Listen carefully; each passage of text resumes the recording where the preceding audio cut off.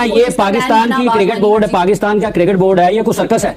आपने एक करके जो है वो खिलाड़ियों का इस तरह से उनका आपने नाम सामने लोगों के सामने लेकर आना, वो थोड़ी लाए हैं यार, हम लोगों ने निकाली है, इस चीज की एफर्ट की है। ख्वाजा साहब छड़ जो मैंने निकल दिया, ठीक है ना, छोड़ो। आप इस मीटिंग का फायदा होना क्या है, मुझे ये समझ नहीं है बिल्कुल। ठीक है, शायद साहब ये जो सिलेक्शन कमेटी के 2 लोगों को ओहदे से हटाया है पाकिस्तान क्रिकेट बोर्ड ने, आपकी इस हवाले से क्या राय है? क्योंकि ये तो कुल मिलाकर 9 लोग हैं सिलेक्शन कमेटी में, तो क्या ये दोनों ही इसके जिम्मेदार? शाहीन का अगर ये एटीट्यूड था तो क्या शाहीन की वजह से टीम का माहौल खराब नहीं हो रहा था, जिसका हम सुनते भी आ रहे थे और कुछ प्लेयर शायद छुपा रहे थे कि नहीं यार माहौल कोई खराब नहीं है।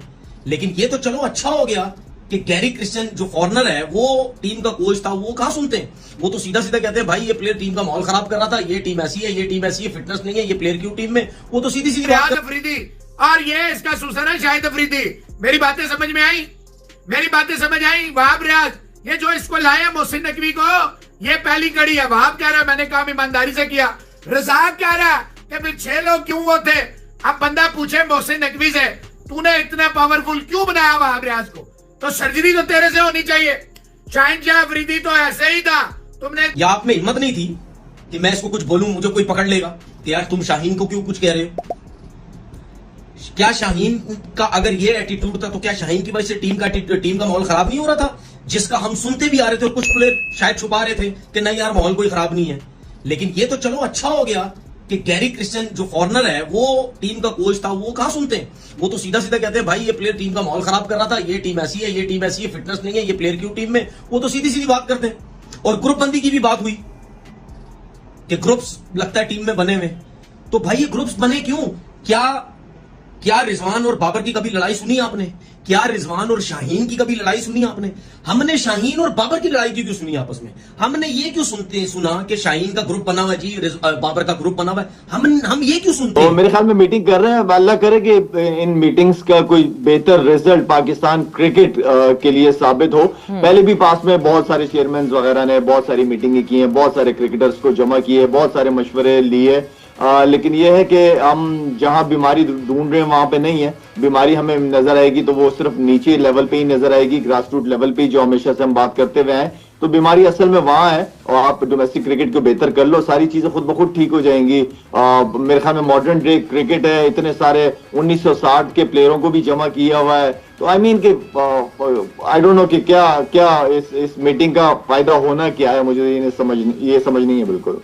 ठीक है, शायद साहब ये जो सिलेक्शन कमेटी के 2 लोगों को ओहदे से हटाया है पाकिस्तान क्रिकेट बोर्ड ने, आपकी इस हवाले से क्या राय है? क्योंकि ये तो कुल मिलाकर 9 लोग हैं सिलेक्शन कमेटी में, तो क्या ये दोनों ही इसके ज़िम्मेदार करार पाते हैं? और दूसरा ये जो मीडिया रिपोर्ट कर रहा है कि पाकिस्तान क्रिकेट बोर्ड के पास जो गैरी क्रिस्टियन की या कोचेज़ की जो रिपोर्ट जमा हुई है, इसको आप समझते हैं कि बजाय इसके कि बोर्ड इस तरह से लीक होती, बोर्ड खुद आकर बयान कर देता ताकि ये अभाम ना रहता और जो ये कॉन्स्पिरेसी है ये ना बनती? ये 2 चीज़ें आपके सामने, क्या कहेंगे इस हवाले से? इमरान, बात यह है कि सिलेक्शन कमेटी में जो पहले आपको मैंने एक बात की थी कुछ अरसे पहले कि इनका कोई एक चेयरमैन अनाउंस होना चाहिए था कि ये सिलेक्शन कमेटी का चेयरमैन है। अब वही हुआ कि वोटिंग सिस्टम पे चीजें चली गई हैं, और वोटिंग सिस्टम पे जो है वो फिर ज़ाहिर बात है कि बहुत सारे मसले मसाइल आज हमें देखने को मिल रहे हैं।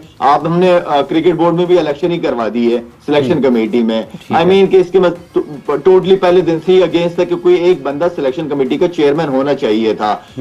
जहां तक वहाब रियाज और रज़ाक की बात है तो ये भी समझ से बालातर है कि अगर सिलेक्शन कमेटी को करना ही है तो फिर तो सारे सिलेक्शन कमेटी के अंदर में आता है, 6 मेंबर्स हैं, सब उसके अंदर आते, तो पूरी सिलेक्शन कमेटी हटानी चाहिए थी, वरना किसी को नहीं हटाना चाहिए था फिर तो सिर्फ वहाब रियाज और रज़ाक ही क्यों, आखिर क्या वजह है ऐसी?